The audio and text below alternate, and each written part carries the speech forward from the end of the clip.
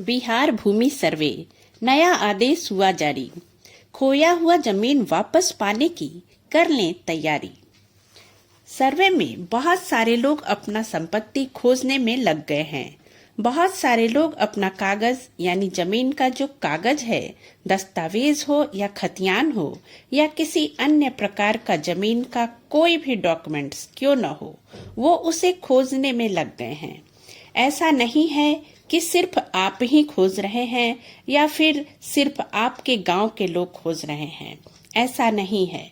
अभी बिहार में सर्वे चल रहा है और जो लोग बिहार से बाहर रहते हैं या फिर अपने पूर्वजों से सुन रखा है कि फलना जगह हमारा जमीन था लेकिन कागज पट्टीदार नहीं दिया, या हमारा कागज कहीं खो गया था, या हम काम करने कमाने खाने शहर आ गए थे, पता नहीं जमीन का क्या हुआ।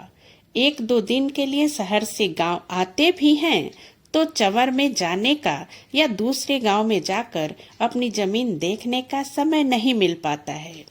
वैसे लोगों के मन में अपना खोया हुआ जमीन पाने की इच्छा हो रही है और वे बिहार में चल रहे भूमि सर्वे में अपनी वो जमीन अपने नाम पर करवाना चाहते हैं। तो देखिए, खोया हुआ प्रॉपर्टी पाना उतना आसान नहीं होता है, थोड़ी मुश्किल आती है। इसमें आपको समय लगेगा और समय लगने के साथ साथ आप अपनी जिस प्रॉपर्टी पर हक, दावा या अधिकार करना चाहते हैं उसका कागजात भी सही करवाना पड़ेगा, उसका कागजात भी सही होना चाहिए। ऐसा नहीं होना चाहिए कि हम कोई भी पेपर लेकर प्रॉपर्टी खोजने में लग जाएं। इसमें बहुत सारा पैसा इधर उधर में खर्च हो जाएगा। आपका पैसा व्यर्थ में ही इधर उधर खर्च हो जाएगा और आपको कुछ भी हासिल नहीं होगा। दोस्तों नमस्कार, पूनम एक प्रेरणा में आप सभी का बहुत बहुत स्वागत है। तो आज इस वीडियो में हम आपको यह जानकारी देंगे कि कोई भी प्रॉपर्टी आपका है वह आपके कब्जे में नहीं है। मान लीजिए आप वर्षों से बाहर रह रहे हैं और आपके पूर्वज भी कमाने के लिए बाहर चले गए। आपके पूर्वज अपना जीवन यापन करने के लिए गांव के बाहर चले गए। गांव में प्रॉपर्टी ऐसे ही है, कोई भी व्यक्ति उस पर कब्जा करके बैठ गया है तो इस सर्वे में आप वह प्रॉपर्टी अपने नाम करा लेंगे। तो इसके लिए आपको अपनी जमीन जायदाद का सभी ठोस कागजात अपने पास उपलब्ध रखना होगा। इसके बाद ही आप अपनी किसी भी प्रॉपर्टी पर दावा कर सकते हैं। दावा करने का जो अधिकार है वह आपके पास उपलब्ध होना चाहिए। उस जमीन जायदाद का पेपर होना चाहिए। तो हम आपको बता रहे हैं कि पेपर में कौन कौन से पेपर हैं जो आपके पास होने चाहिए ताकि आप अपनी जमीन पर दावा कर सकें। इन पेपरों में सबसे पहले अगर आपके पास जमीन का खतियान है और आपके पूर्वजों ने जमीन किसी अन्य व्यक्ति को नहीं बेचा है, यानी जमीन का रजिस्ट्री किसी दूसरे व्यक्ति को नहीं किया है या अन्य किसी भी कागजात के द्वारा किसी दूसरे व्यक्ति को आपके खतियानी जमीन का मालिकाना हक नहीं दिया गया है, तो आप अपने जमीन के खतियान के आधार पर दावा कर सकते हैं। लेकिन अगर आपके पूर्वज किसी दूसरे व्यक्ति को जमीन बेच चुके हैं या किसी भी अन्य डॉक्यूमेंट्स के द्वारा जमीन का मालिकाना हक किसी दूसरे व्यक्ति को दे चुके हैं, तो इस सर्वे में अगर आप इस खतियानी प्रॉपर्टी का दावा करते हैं तो वह आपको नहीं मिलेगा। दूसरी बात, आप किसी भी जमीन पर अपना हक जताते हैं, अपना हक दावा करते हैं, उससे पहले आपके गांव के हल्का कर्मचारी के पास जाकर, यानी आप अपने पंचायत में जाकर वहां जमाबंदी का रजिस्टर देख लें और उस रजिस्टर में आपके पूर्वजों के नाम से लगान रसीद कट रहा है कि नहीं यह पता कर लें। रजिस्टर 2 में आपका जमाबंदी स्थापित है कि नहीं ये भी आपको पता करना होगा।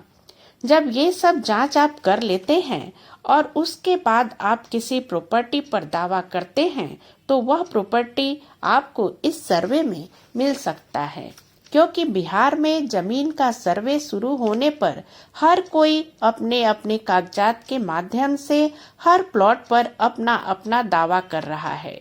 जो प्लॉट उनके कब्जे में है, प्लॉट को ही हम लोग खेसरा नंबर भी कहते हैं। खेसरा नंबर नक्शे में जमीन का नंबर होता है। उस नंबर पर जो व्यक्ति अपना दावा कर रहे हैं वो किसी न किसी कागजात के माध्यम से ही दावा कर रहे हैं। इसलिए कागजात अगर आपके पास उपलब्ध है तो आप सर्वे में जमीन पर अपना दावा बिल्कुल कर दीजिए। अब खतियान के आधार पर जिस जमीन पर आप दावा किए हैं उसका सर्वे में अच्छी तरह जांच पड़ताल किया जाएगा। उसके बाद ही उस जमीन के सही मालिक, सही रैयत के नाम पर उस जमीन का सर्वे किया जाएगा।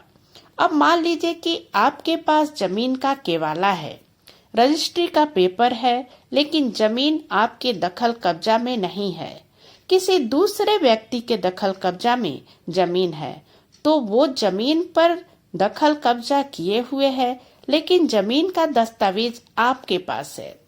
उस स्थिति में हम आपको बता दें कि जमीन का दस्तावेज किसी भी जमीन पर हक या दावा करने वाला एक महत्वपूर्ण डॉक्यूमेंट है, लेकिन सिर्फ दस्तावेज के माध्यम से कोई भी व्यक्ति किसी भी जमीन पर जो उसके कब्जे में नहीं है या उसके दखल कब्जे में नहीं है उस पर दावा नहीं कर सकता है।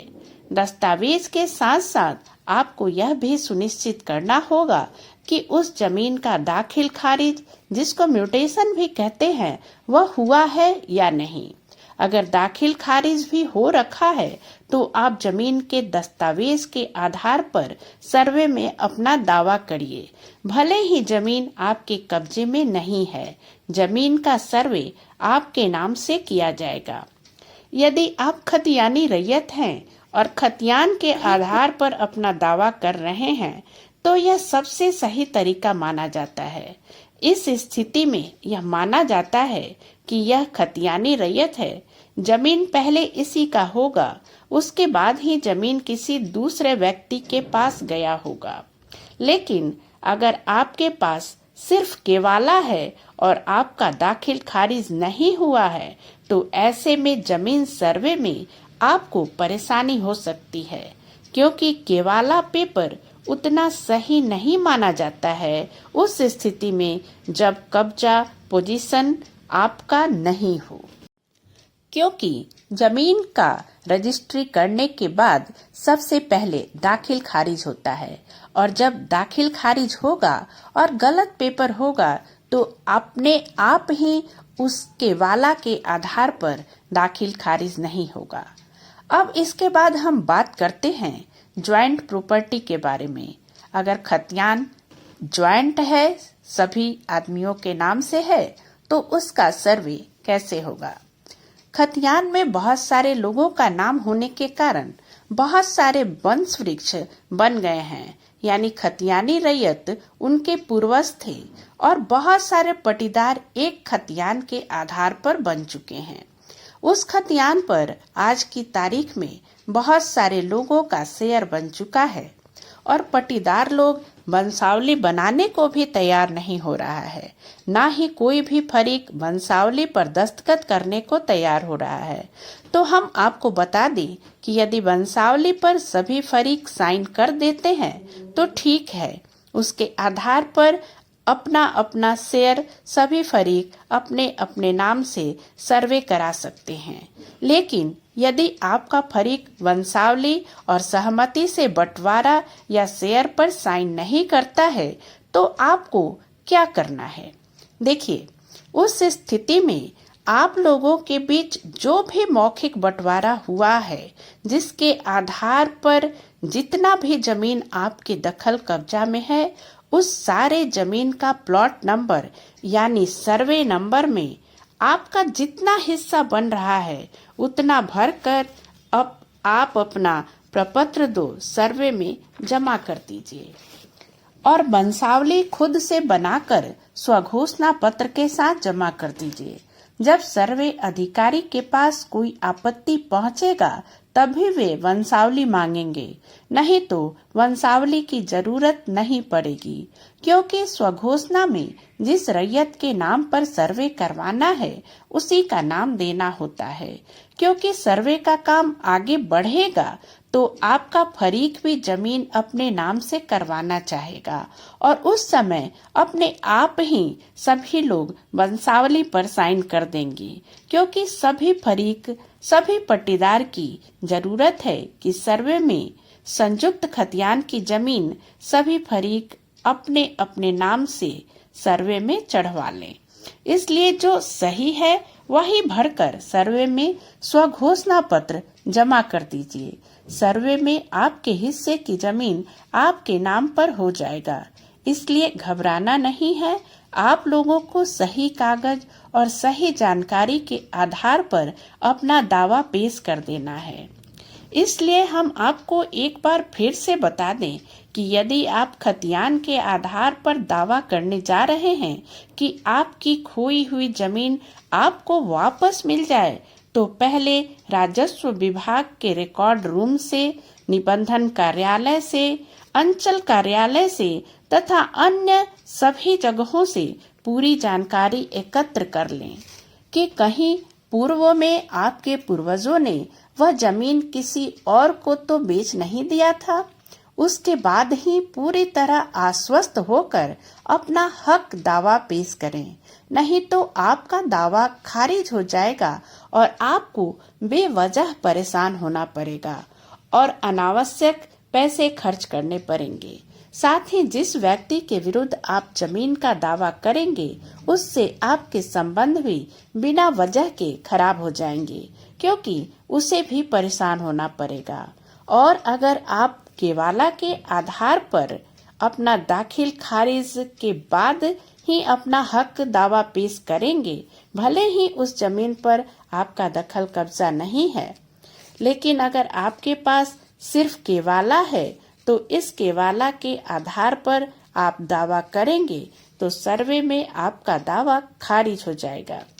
अतः पूरी तरह से निबंधन विभाग, अंचल कार्यालय एवं रिकॉर्ड रूम में जानकारी इकट्ठा करके ही अपना दावा पेश करें, ताकि आपको आपका खोया हुआ जमीन मिल सके। तो दोस्तों, उम्मीद है यह जानकारी आपके लिए उपयोगी होगी। अगर वीडियो पसंद आई हो तो कृपया इसे लाइक और शेयर कर दें। साथ ही हमारे चैनल को सब्सक्राइब कर दें और बेल आइकन भी दबा दें, ताकि इसी तरह के वीडियो आपको मिलते रहें। तो दोस्तों, नई जानकारी के साथ हम फिर मिलते हैं अपने अगले वीडियो में। तब तक के लिए नमस्कार। पूरी वीडियो देखने के लिए आपका बहुत बहुत धन्यवाद।